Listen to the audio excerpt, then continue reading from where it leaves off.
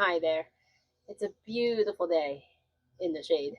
It's currently mid 70s, but in the sun, it's definitely 10 degrees hotter than that. And I haven't gotten my spring stuff out of their hibernation yet. But today, I don't know why I tell you my plans like for the day because I rarely get them accomplished. But right now, I am gonna do the uppotting of the marigold and the calendula that I said I was gonna do yesterday, but didn't have time for. So that's on par for today. And maybe throw some seeds somewhere else. We'll see if we have time for that. All right. So I have two varieties. I have the French marigold and the Cracker Jack marigold. And the Cracker Jack in particular is said to have really good properties as far as combating root knot, which if you've ever dug up your plants at the end of the season and you see nodules in the roots area, that's not good.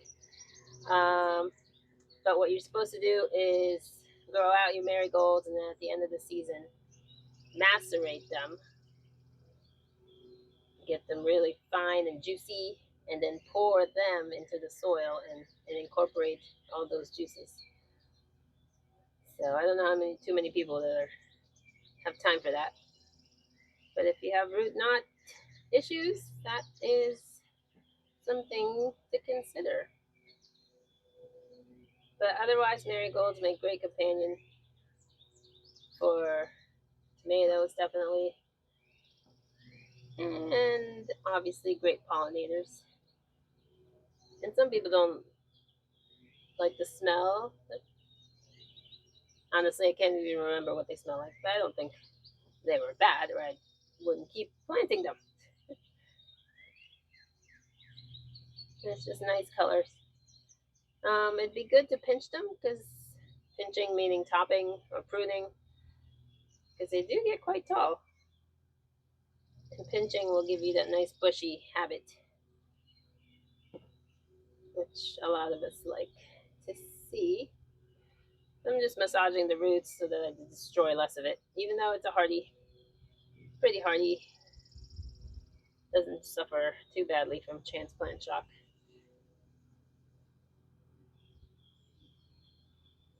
So I only have 18 maybe of the French. So I'm gonna incorporate one French with a few Cracker Jacks in the container I put them in. I lost quite a bit more of the French to the damping off disease than I don't think I lost any of the Cracker Jacks to any disease or any fungal damage.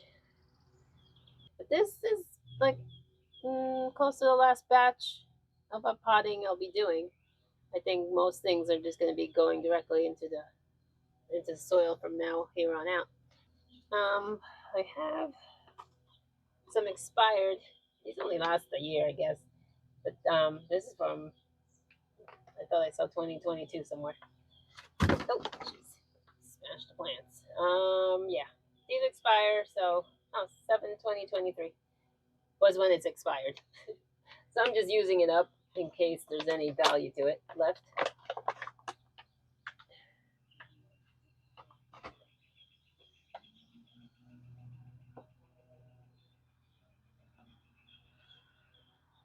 Starting to think these are too small, but we'll try to make it work.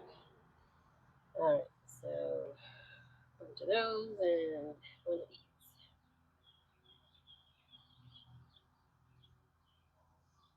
So these have been outdoors for a while now, so they've suffered, 40-degree nights. So they're not leggy, and the roots have not gone down too badly. That is not balanced. I don't like it. Oh, yeah.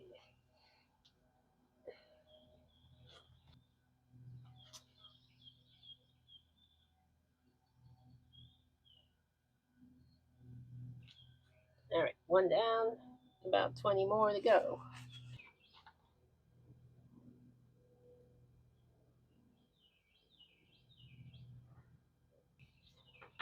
All right, done with the marigolds. I still have to do a whole bunch of labels, though. All right, clean this up and then get the citronella. So I've got this container, which was started, I don't know, January maybe? And then this one, not till March. So this is going to be quite root bound, I'm sure. It's been in here quite some time. Get some water on.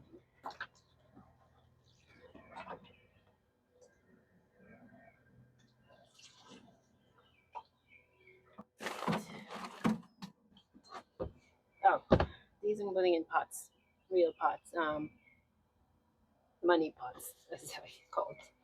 Let's see what the roots look like first. Oh, not too bad. A little dry, but not overly root bound. Quite dry, actually.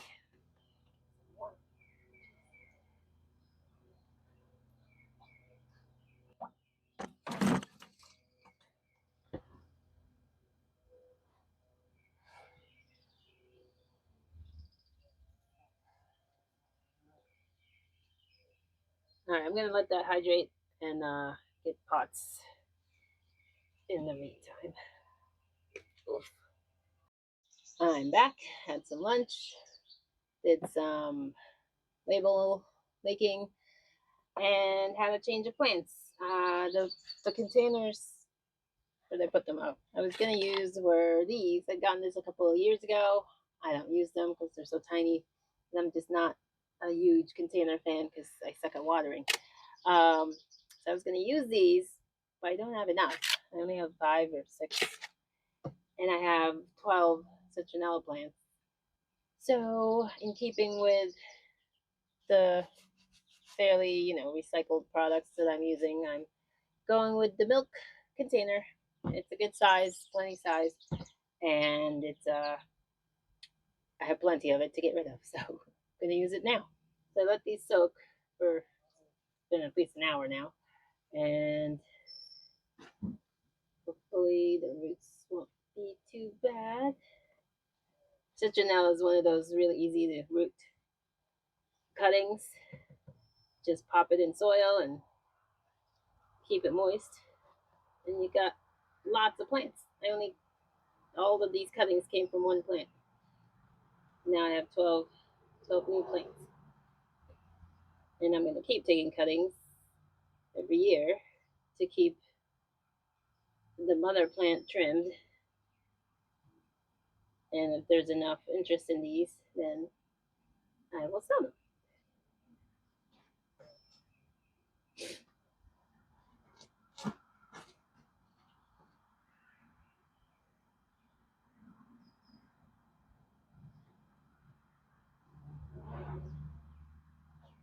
I actually got the labels prepped ahead of time this time. And here we are, finished with today's task. Just giving these a little bit of watering. Soil's already pre-moistened, but just settle the soil around them.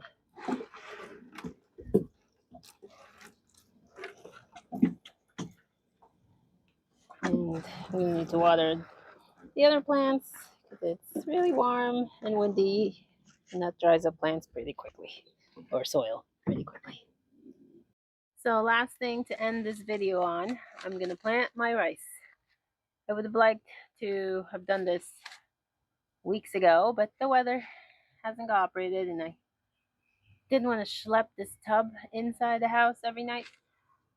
This is MI Gardener's long grain rice. I also ordered a short grain variety from Fruition Seeds, but it's in Georgia. They're in New York, upstate, more upstate than me. I could have taken the 8-hour round trip to get it in one day versus it's been 10 days since it went out.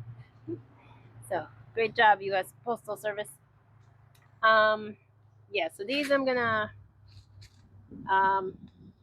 like pre sprout technically because this is not its final home. The next batch of rice I get, I'm gonna plant directly. So this is just going into, this is actually an old litter box that we used to use. And it's going into like 3 to 4 inches of soil. And I just made very, very soggy soil here. And there's about 250 seeds per thing. I don't know, I guess. But I'm gonna just distribute it in these furrows I made.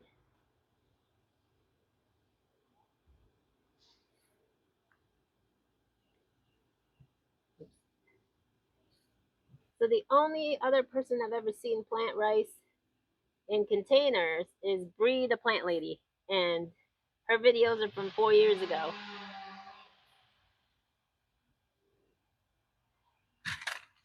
So if you want a different guide on growing rice, she's the only one I can point you to. Bree the plant lady. And if you know of anybody else doing this, let me know. Drop it in the comment section.